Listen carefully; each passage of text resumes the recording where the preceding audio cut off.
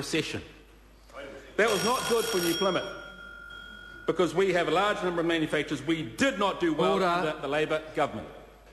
Mr Speaker, I call the honourable member Brendan Byrne. I'm very pleased to follow the current member for New Plymouth and tell New Plymouth that good news is coming in the name of Andrew Little. Mr Speaker, I wanted to turn my focus today to an issue around asset sales, and I picked up as I was preparing for this speech in my desk an SOP that I put up when we were debating the Canterbury Earthquake Recovery Bill back 3 months ago. And that SOP says that in developing the recovery plan for the CBD, the Christchurch City Council must not propose the full or partial sale of any of its assets or subsidiaries of its assets. And the reason I put that up was my fear that the government may well push the Christchurch City Council into selling assets to fund earthquake recovery debt. And if I needed any confirmation of that fear, it came yesterday in the report of the Finance and Expenditure Committee on the estimates for the finance portfolio, which said this: as the Canterbury Earthquake Recovery Act 2011 allows the sale of Christchurch City Council assets to fund the rebuilding of the city, we asked the Minister of Finance whether he could guarantee that this would not happen. The Minister of Finance did not take up that opportunity in front of the Finance and Expenditure Committee to give that assurance to the people of Christchurch that their assets will not be sold as we struggle with the issues of the debt that the earthquake has provided. And I'm listening to the member opposite, who obviously favours asset sales, and I say this to him. Those assets in Christchurch have generated, over the last few years, a huge flow of income. They have kept down the rates of Christchurch by 15% per annum over the last many years. One asset alone, Orion, our power network company, has in the last near 20 years delivered nearly $1 billion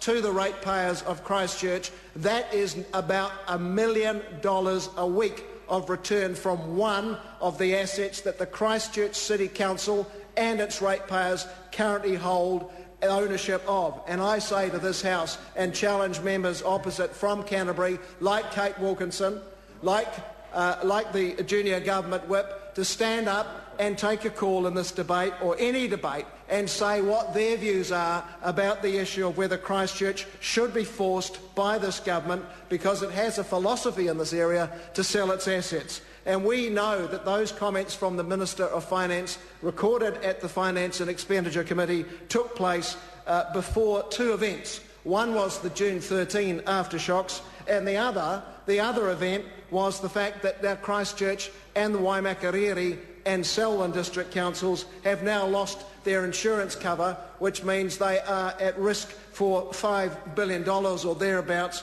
of infrastructure across those three councils. This is a government which has stood up time and time again to defend the rationale of asset sales, time and time again, in terms of government-owned assets like our power generators. Therefore, I ask this question: why then would not this government, when it is faced with $5.5 billion of rebuilding of Christchurch costs, why will it not force the hand of a reluctant Christchurch City Council to divest those assets? And again, I ask members opposite, like Kate Wilkinson, to stand and take a call and give us her view. What would she say to the people of Christchurch? Would she support the sale of their assets, which have returned, in the instance of one asset alone over the last 20 years, nearly $1 billion of returns? Those assets include the Port of Lyttelton, which is currently expanding by metres a day through the rubble of Christchurch, going into a refill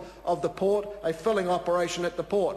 They also include the Christchurch International Airport, where a major renovation is underway to cope with expected and projected growth for that airport. It includes the Enable network, the only metropolitan broadband network that didn't go to Telecom for the broadband upgrade, currently held by the ratepayers of Christchurch. I challenge members in this House opposite again to say to us, no, they would stand and join me and the Labor Party and say, we will not accept the sale of Christchurch City Council assets. They are too important. We are facing a 7.5% increase in rates this year as it is. That is, if you like, held back by a 15% dividend from those assets. We must keep Christchurch assets in public hands. Order.